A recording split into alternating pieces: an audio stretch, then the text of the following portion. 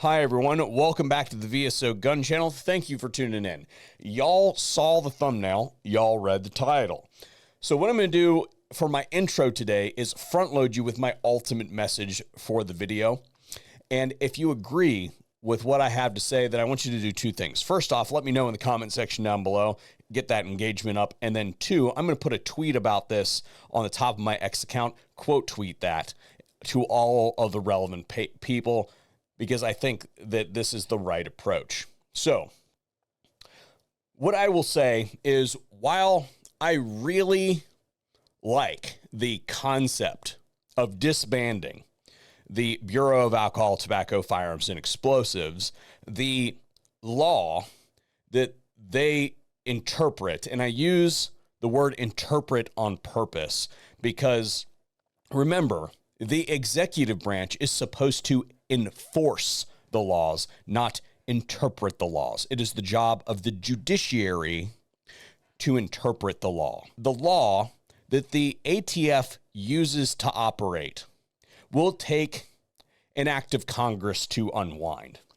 And in the absence of deleting the reason for their existence from the federal record, in the absence of extracting that from the Code of Federal Regulations, if we could snap our fingers tomorrow and make the ATF disappear, all of those responsibilities would be reallocated throughout the Department of Justice.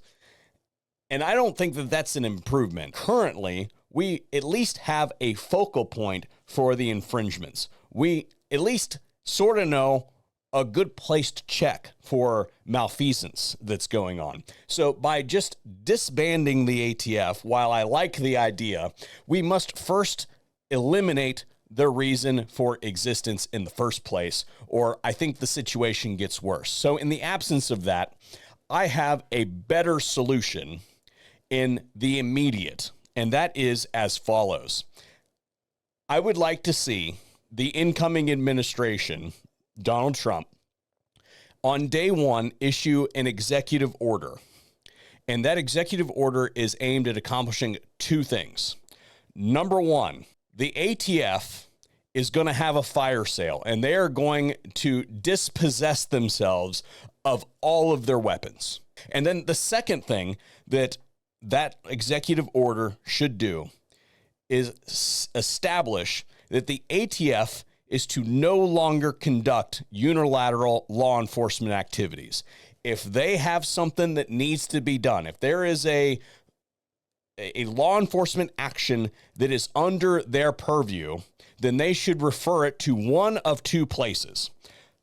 Either the CLEO, the constitutionally recognized chief law enforcement officer in the locale in question, or, where applicable, the Federal Bureau of Investigation. So that looks something like this. If it involves an American citizen, then that goes to the CLEO. That goes to the constitutionally elected chief law enforcement officer in the county where the activity is going on, and that person that is accountable to the people of that locale elected should make the decision whether that is something that needs to be enforced or not. If it involves something like cartel activity or something like that, then it goes to the FBI. It's pretty cut and dry, pretty easy. Now, again, if that sounds like something that would be a vast improvement until we can get all of the bad stuff and cut it out of the Code of Federal Regulations, which will take probably several acts of Congress. Until we can do that, I think that this is a good way to make sure that the infringements are limited, because if you don't have the guns, you can't burn down compounds with women and children in them, and you can't do what we're going to talk about here today and all those other things. And if you are barred from conducting those sorts of things in the first place, and you have to have somebody else hold your hand through it, well, then that eliminates the problem as well. With that, we're going to hear a quick word from today's sponsor. Today's video is brought to you by Medical Gear Outfitters. They are my go-to shop for all things medical related. And it doesn't matter whether you need like a full built-out blowout kit or whether you're just looking to, supplement something you already have, pick up a few items here or there. Maybe you just need some extra tourniquets or something like that. Check out Medical Gear Outfitters, and it doesn't even have to be like firearms related. It doesn't even have to be for a super prepper person.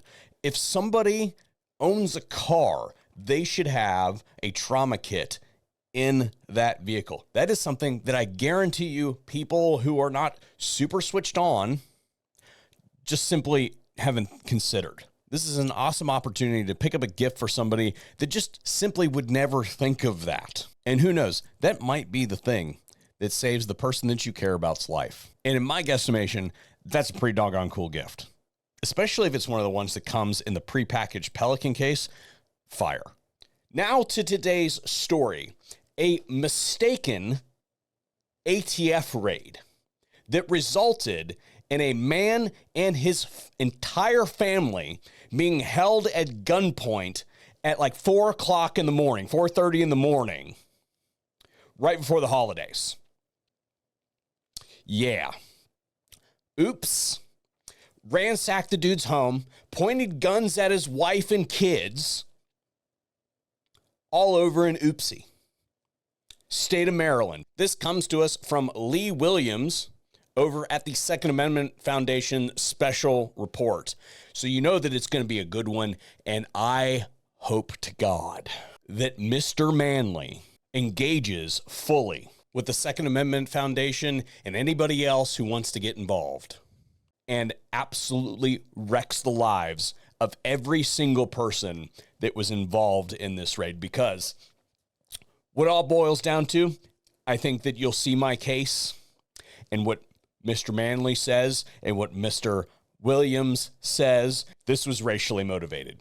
Because this dude was black and had a bunch of guns, they ransacked his house, blew his door off the hinges, and pointed guns at his wife and kids at 4:30 in the morning. I like his nickname. I'm not going to steal Choppa's thunder or Mr. Williams' thunder, and you can find the full story, and I'll just show you some excerpts.